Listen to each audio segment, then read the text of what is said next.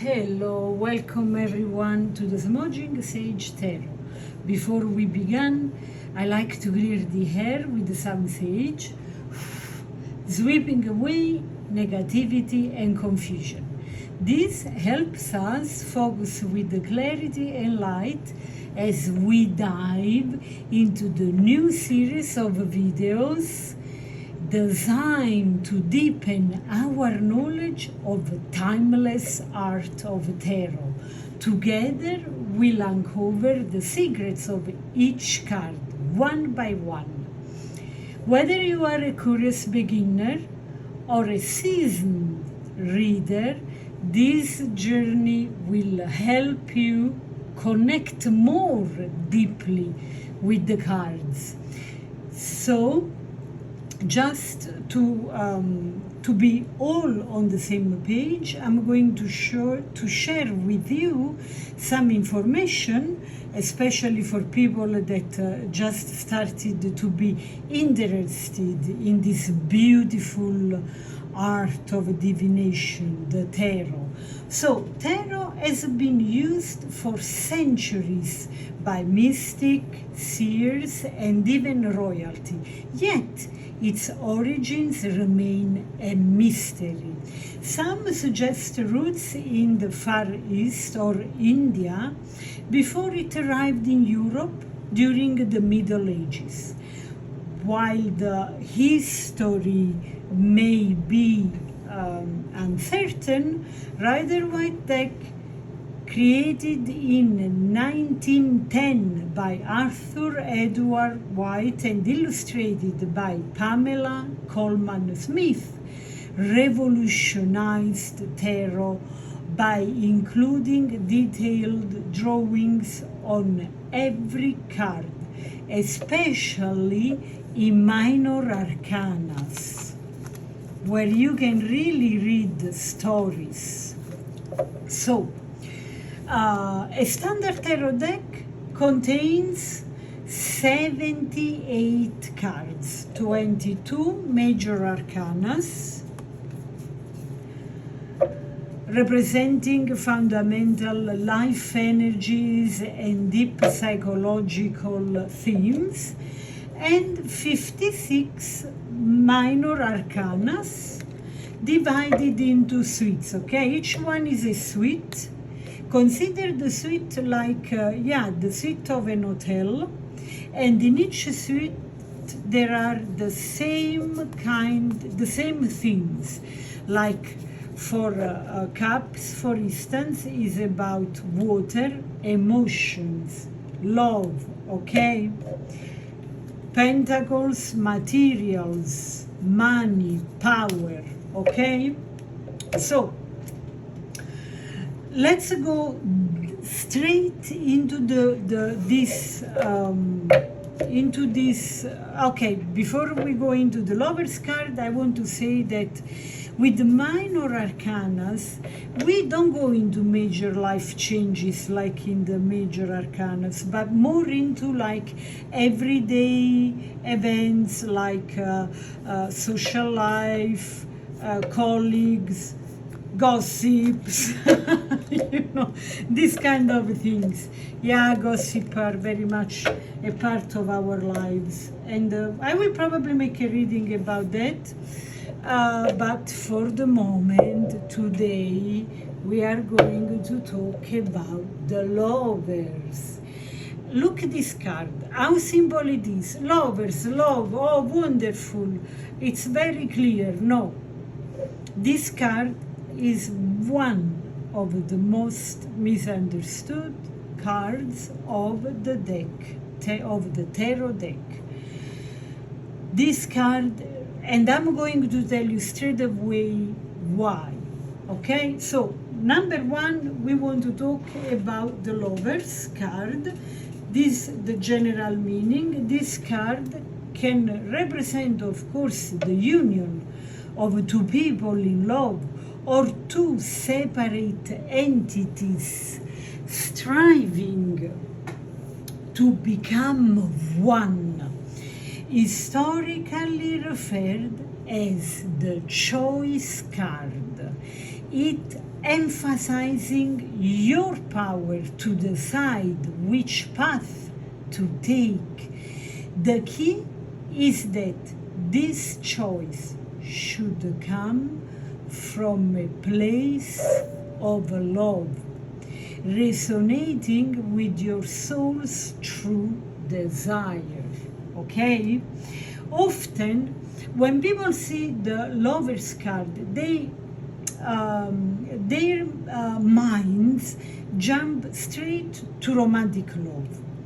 But true love, as symbolized in this card, isn't about losing ourselves or our power. You know, it's not the kind of love that makes us feel powerless, where we surrender our choices in the name of passion or get caught in the web of karmic, unhealthy relationships. This isn't the love that enslaves us to desire or makes us depend on another person to define our happiness. Instead, the Lovers is about the powerful union of two souls who maintain their autonomy and make intentional choices to grow together. It's about balance, mutual respect, and choosing love from a place of strength rather than being consumed by butterflies in the stomach or swept away by ungrounded emotions. But why?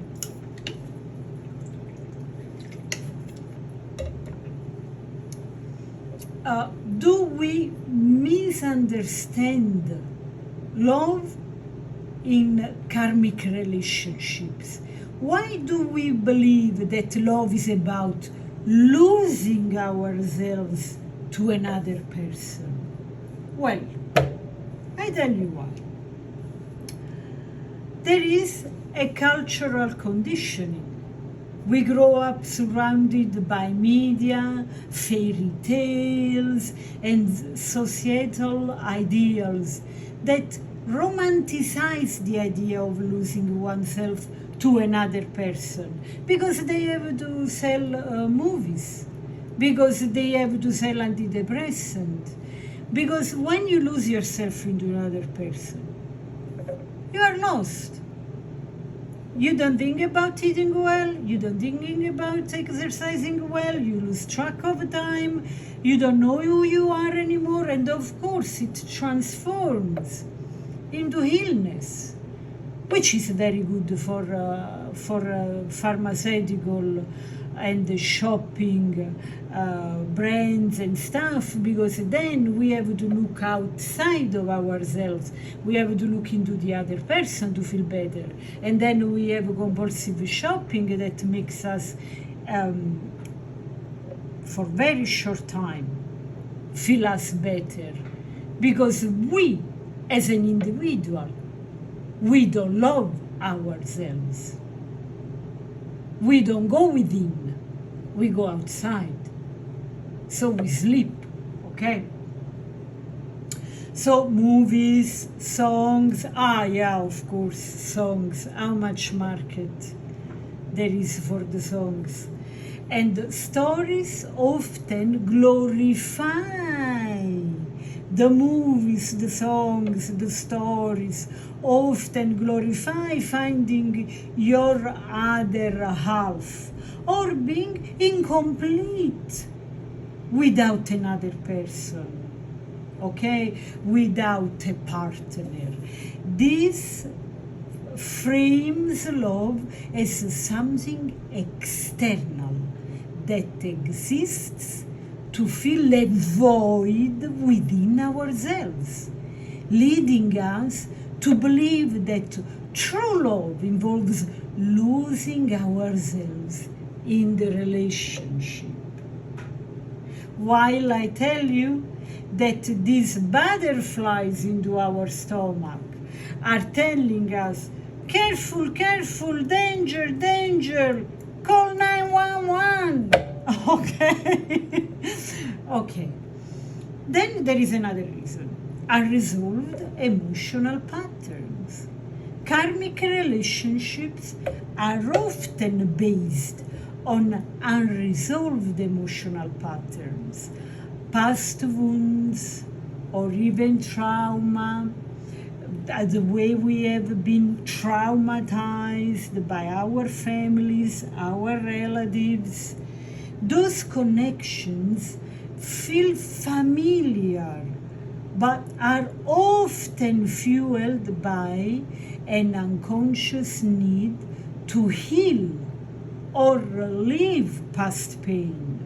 When we enter a relationship looking to fix or resolve something from the past, we can mistake intense emotional heights and lows for love. Okay? So, if you feel like this is too much information, or if you think now that what I am saying it's not meaningful enough, go back and start from the beginning of the question, okay?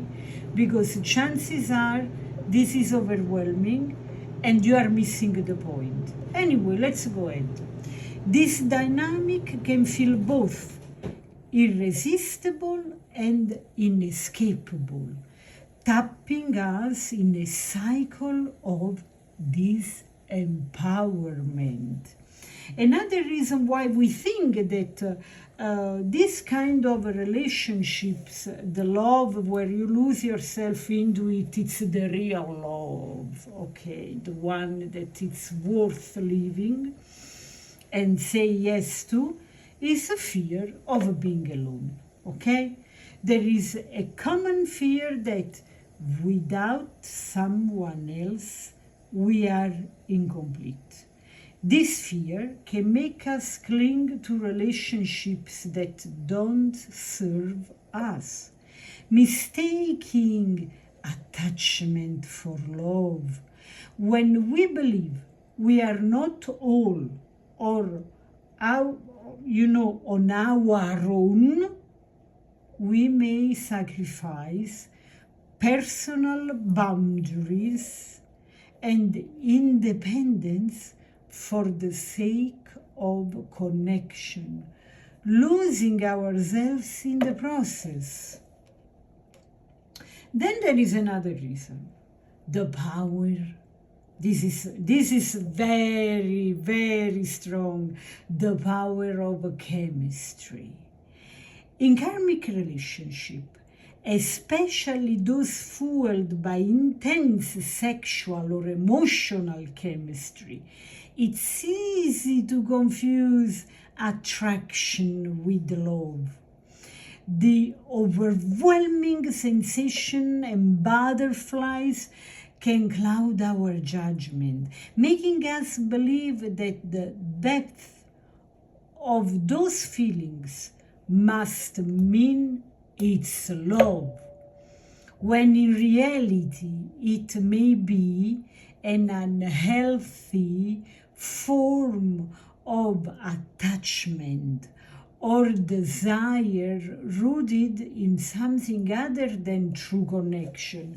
Basically, it works like a drug, like drugs work on drug addicts.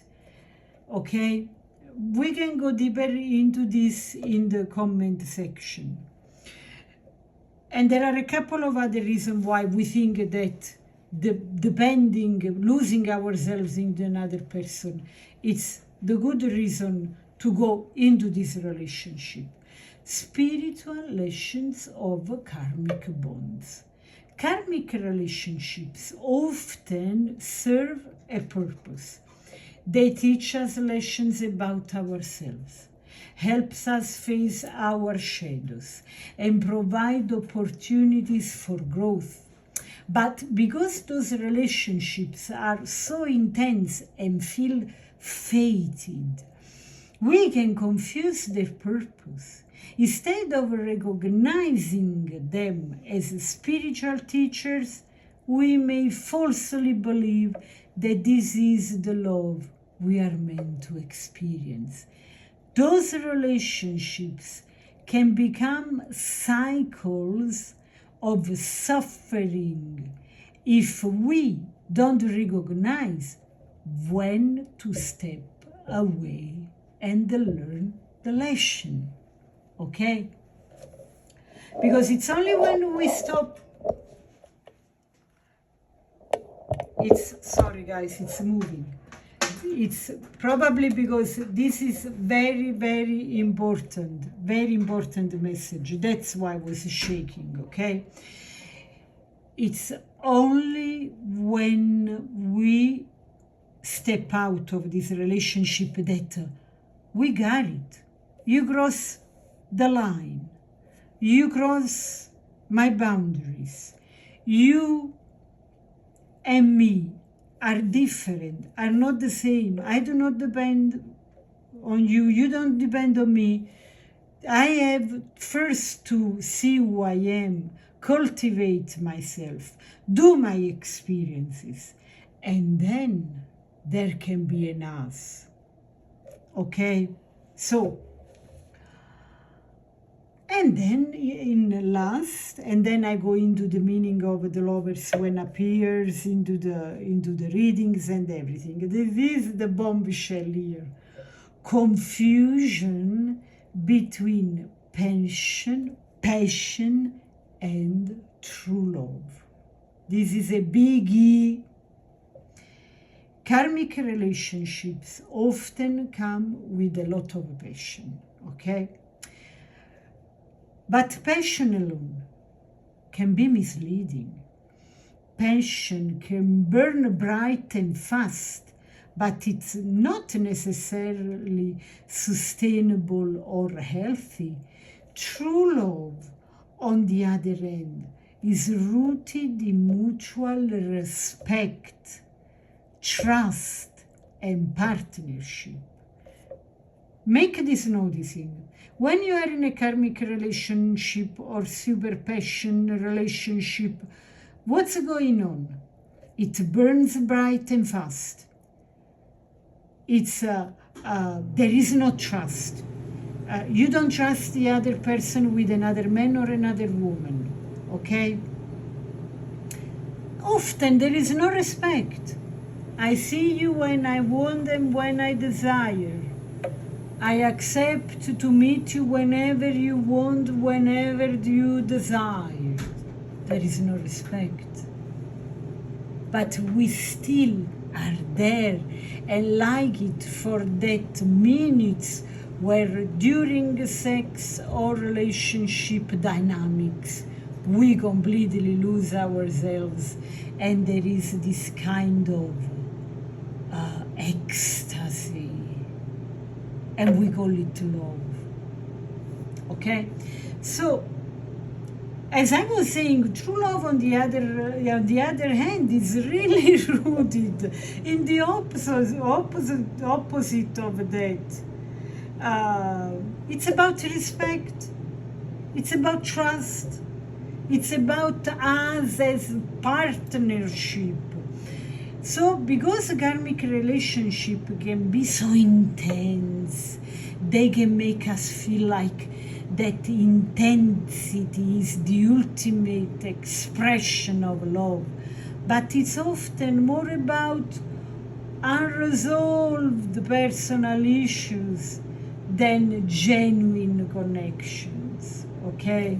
So, in short, we often misunderstand love and something that involves losing ourselves because we are conditioned to believe that love is external, all-consuming, or based on intense chemistry True love, however, is about maintaining autonomy. Okay? Making empowered choices and building a balanced mutual partnership. The journey toward understanding this is part of our growth, both as individual, okay, individually and spiritually, okay. What we seek is not love that makes us lose ourselves, but love that helps us become more who we truly are.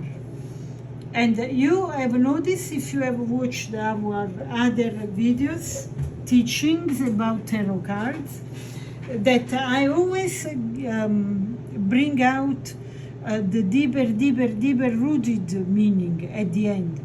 But this time, the message is so important, it couldn't wait a minute, okay? Now let's dive into the key themes of this beautiful card. A sip of water. Okay. Key themes. Union and partnership.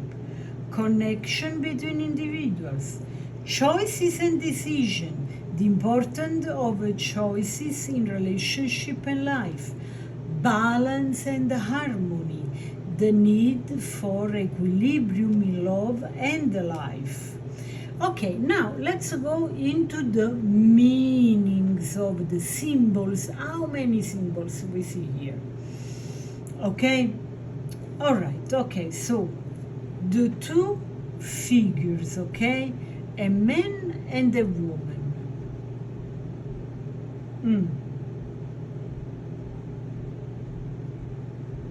Do I have to go over this card? All of a sudden, I have a doubt. Let's see if this needs a little bit of coverage. Sorry guys, but just to be sure, I need some fig leaves. I forgot to do this earlier. Okay, we'll see if it's any trouble. But anyway, this channel is from 18 over, so I should be fine. Anyway, so the two figures, often depicted as a man and a woman, represent a harmonious balance between masculine and feminine energies, duality, or the connection between opposites. They symbolize love, partnership, and the union of souls. Now, a little parenthesis, I went much deeper into the concept of masculine energy and feminine energy into the video of teaching tarot, the high priestess, okay? When we talk about masculine energy or feminine energy, we are not talking about sex. We are talking about energies. Like the masculine energy is structured, more a sense of routine, always the same, always predictable, always there, okay? And then the feminine energy is not about women, can be women and men, the same. There are men that can have a very feminine energy, or women a very masculine energy, because energetically the feminine energy is chaotic, and is that energy that creates, it's creative, it's not in order, it's, you never know when it happens. Creativity, you never know when you are going to feel very creative. There is no structure. There is no, I know it's going to happen now at this time. And it's the same energy that creates life. Okay. Having said that, there cannot be the one without the other. If you want to know more about it, go and watch the video, The High Priestess. I go deeply into that. All right, okay, so a deeper meaning about these two figures is that their union can represent a relationship, a significant partnership in the reading of the cards, or even the inner harmony or balancing one's opposing traits, okay, like logic and emotion, okay. Then we see the angel, or Raphael, or Cupid, okay. The angel typically represents divine love, protection and guidance, suggesting that the relationship between the two figures is blessed or overseen by a higher power. Raphael in particular is associated with healing, emphasizing the health and balance in relationships. The deeper meaning, significance of this angel is that she symbolizes that love has a spiritual dimension and serves as a reminder of the sacred nature or relationships beyond just physical attraction. Then we have the sun. Look how big it is. The radiant sun shining above the figures is a symbol of warmth, clarity, and life-giving energy. It highlights the joy, positivity, and clarity that love can bring into one's life. Isn't that so? When we are in love, we are generous. We are larger than ourselves, larger than life, like the light of the sun. We brighten everything. That's why when somebody's in love, you can spot it brings a light in the room, okay? So a deeper significance is that the sun often reflects enlightenment, growth, and the sense of purpose that love or important choices bring. It symbolizes vitality and success in a relationship. Then we have the mountain. I very rarely hear talking about this symbol and how important it is. The mountain between the two figures represents obstacles or challenges, possibly indicating the emotional and personal growth required in relationships. How many times we find ourselves facing obstacles that feel like mountains between us and our partner, the understanding, the background, the education, the languages. Sometimes different languages are mountains. Like in my relationship, I am in a relationship where two cultures with different languages and rooted cultural differences can feel like mountains, and that's the challenge. The most you overcome the difficulties in your relationship with your partner, the most you define yourself. And when you know yourself better, and when you love yourself more, you are in that place where you can love the other person more. Okay, I'm showing the pink crystal here, pink quartz. This is the quartz, the stone for love. Okay, that's why I put it here. Now, the mountain symbolizes the love isn't always easy. Relationships take effort, and challenges must be overcome to strengthen the bond, not to divide them. Let's not get scared. Oh, there is this thing. Oh, I cannot overcome this.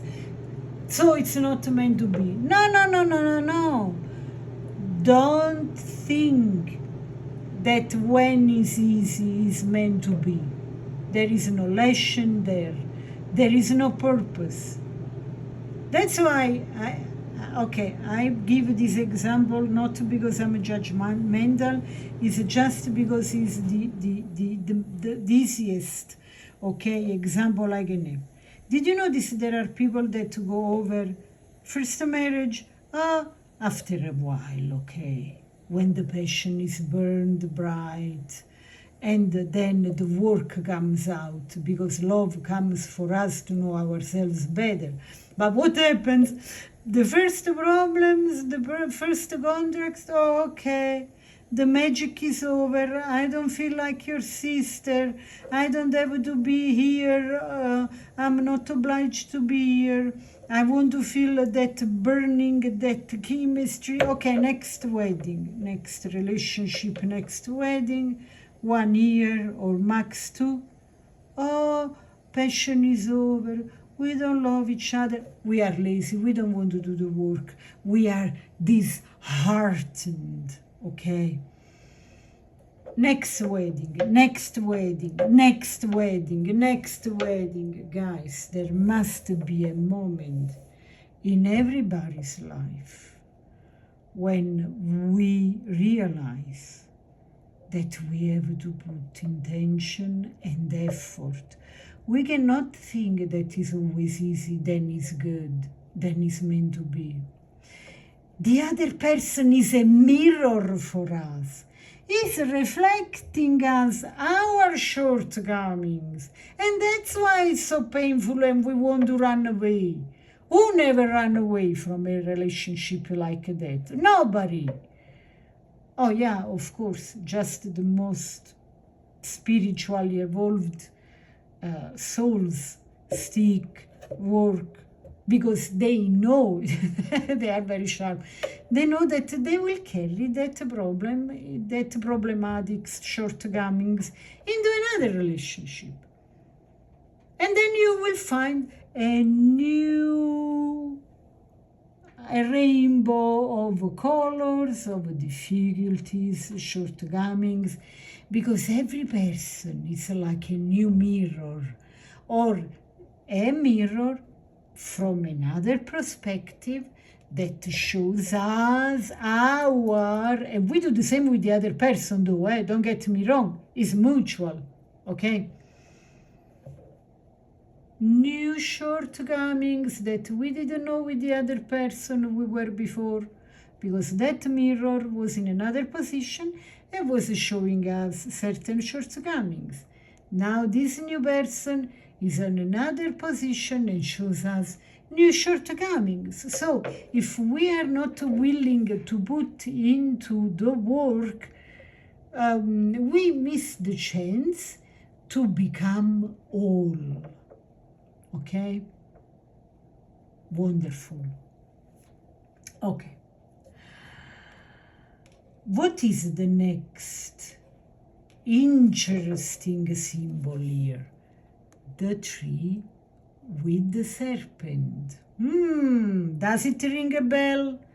Okay, clearly, here we are in the heaven. The lover's card was depicted like Adam and Eve in the heaven, okay? I need a sip of water.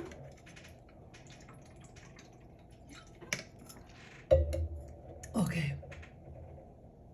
Now, the tree behind the woman is generally on the left, is often the tree of knowledge from the Garden of Eden, with the serpent coiled around it. This symbolizes temptation and consequences of choices. Now,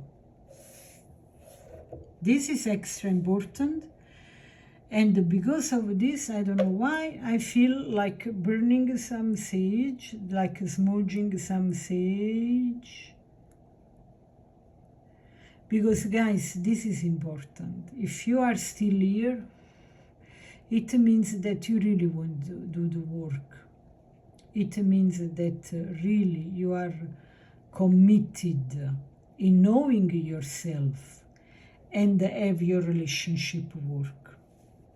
And kudos to you. We do not, this is like a fear. You do like this, you go into fear, and that's disappeared. We do not have to be scared of making choices. This is the glorious card of choices. Making choices is always good because it brings us forward. It's like the cool kids that had everything served on a silver plate, and like that people we meet during those travels around the world that we do a certain age of our time, of our life, and they went to, and I had this adventure, and I had that adventure. And then I remember the first time I moved to Brussels, I was hostess in a conference, in a beautiful hotel. Many people, was a convention. And there were those young women like me doing this very cool job, actually. My choice of saying yes to that job was very cool because basically you don't do almost anything. You are well paid and you are in a beautiful place, you meet new people and you go home with this beautiful experience.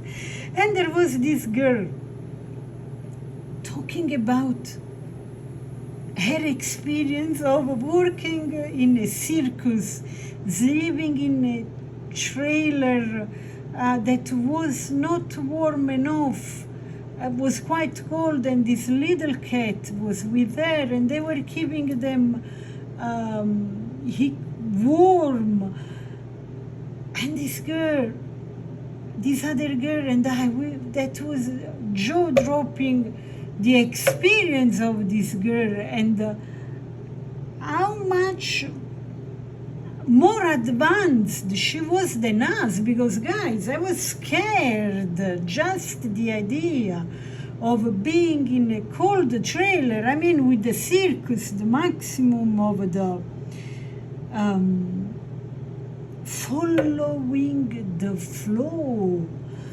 So I don't know why I felt like I had to share this with you. So we don't have to be scared of taking a choice, making choices, because they make us advance.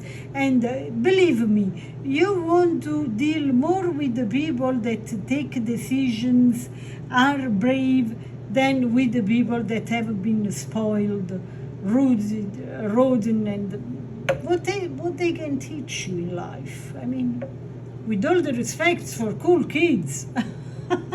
Of course, why not? It's always a soul's choice. everybody's here for a choice, your soul's choice. Okay, so a deeper meaning of this card, of this symbol of the tree with the serpent, is that the serpent represents wisdom and also temptation, reminding us of the responsibility that comes with the free will in love and in life choices. It can also suggest the awakening of desire and the consequences of certain actions in relationships. Then we have the tree of life. The tree behind the man is usually on the right side, is often the tree of life, representing vitality, growth, and the universal force of life. And the deeper significance is that it reflects strength, fertility, and the connection to the divine. This tree contrasts with the tree of knowledge, suggesting that both physical and spiritual dimension are needed in the healthy relationship. Then we have the ground, the garden or the landscape. The lush, fertile landscape represents abundance, growth, and the nurturing energy of a healthy relationship. It symbolizes the natural growth and the prosperity that love or unity brings. A deeper significance to the garden is often associated with the heaven, representing an idealized, pure form of love or union. It can also signify the nurturing environment needed for love and personal growth. Then, the naked figures, they represent vulnerability, honesty, and openness between partners. And the nakedness, as a deeper significance to this card, reflects the authenticity required in relationships where both partners need to show their true selves without fear of judgment. Guys, on this, I already said that other times. Use truth as a turn on. If you fake your persona too much, okay? I say too much because each of us carries a persona, a mask, okay? But not because we are acting. Even when we think we are the real true self, we are still reflecting our education, the family, the trauma, the preferences, you know what I mean. If you don't, think about what I'm saying. We are always manipulated in a way or another, but when you are in a relationship, it's crucial that you are as much as possible honest with the other person, especially the shortcomings, the things you have done you are scared about, the thought you are scared about, because a fake personality against a real one, the one that tells the thing as it is always a winner. The real one is always a winner compared to the fake one, okay? When we want to look all tightened up, precise, perfect, oh, I never known that, oh, I never did that, oh, I want to look like an angel. but you have a history, that trauma, that dirt. We come on planet Earth to put the hands in the dirt, to get dirt. Otherwise, what experience it is? We keep staying spirit. Anyway, all that gives depth to our character, to our persona, depth to our personality. We don't want to be bidimensional. Okay, so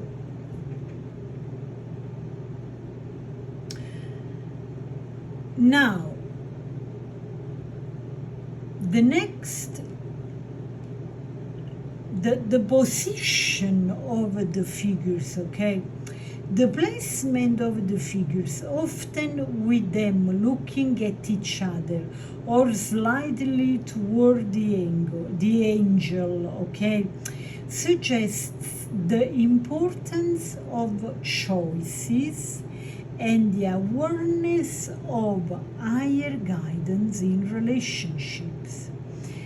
The deeper significance here is that their interaction suggests communication and mutual respect, emphasizing that love is a conscious choice, not just a feeling, and that every now and then we can talk with our higher power, with God, with the universe, with the life force, whoever you believe in, and ask for help.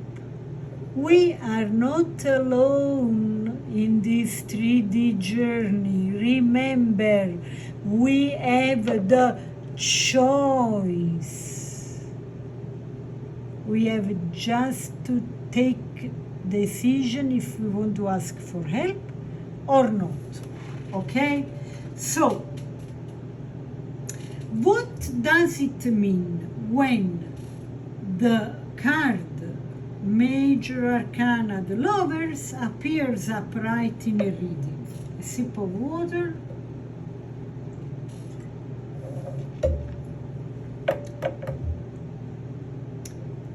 In a love reading, the lovers indicate a romantic union through mutual attraction. It may also suggest a choice between two suitors or signify that marriage or deepening commitment is possible. For career, it highlights an important decision, encouraging you to choose what aligns with your heart's desires. Okay? So, and in a spiritual growth reading, personal and spiritual growth, in a reading, it's about embracing self-love and making choices that resonate with one's true values. Okay? So, if to be even more into the examples, okay? In a love relationship reading, a couple, and this appears, straightening their bond through open communication and trust, possibly considering marriage. Now, an example of everyday life in work and career. Let's say team member face critical decision about a project that align with their passions. Okay? So, what does it mean when the Lover's card appears in reverse? It may reflect feelings of loss or regret over a recent decision or the actual loss of someone you loved. It can indicate ignoring your heart's desires, favoring perceived logic or external expectations. So you are encouraged to reassess what love truly means for you. Okay, examples. In love relationship, when the card of lovers appears reversed, a couple is experiencing conflict due to miscommunication, leading to feelings of regret. In love and career, when the lovers appear in reverse, there is struggles within a team due to the lack of cooperation, with individuals feeling pressured to conform to expectations. And when it shows up in a personal and spiritual growth reading in reverse, this talks about feelings of discomfort, feeling disconnected from oneself, leading to decisions that do not align with personal values. Okay? So we are disconnecting from ourselves. Now, oh, remember to love, share, and subscribe. Oh gosh, I completely forgotten. You see, that's love. But for love of the Smudging Sage Tarot channel, let's take the decision to like, share, and subscribe. Because it's love. Let's spread love. The Lover's card encourages reflection on relationships and choices. Whether upright or reversed, it reminds us of the importance of harmony, incorporating communication, and guys, love in our lives means first love ourselves. I'm not talking about selfishness. I'm talking about knowing ourselves in a deeper way, loving ourselves. It's just when we love ourselves in a healthy way that we can love the other person.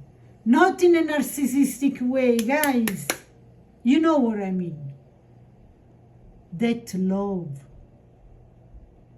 that makes us take that decision from a place of love. Love is knowing ourselves. Know the selves. That's important. They go together. Nobody tells you. I do. The Smudging Sage Tarot channel has the mission to tell you things that others didn't tell you. Okay? That's my mission. Okay. And in closing, to wrap up this video, I really want to invite you to journal your thoughts about love, about your relationship, or what do you expect or you think it is a relationship, and the choices that you make or you want to make or you have done in your life. Reflect on how the Lover's card resonates with your experiences. And then I have a challenge for the most committed students. Let me know in the comments what those flowers or leaves, 1, 2, 3, 4, 5, 6, 7, 8, 9, 10, 11, 12. What is their meaning? With an abundance of love and light, I'll see you in the next reading. Bye!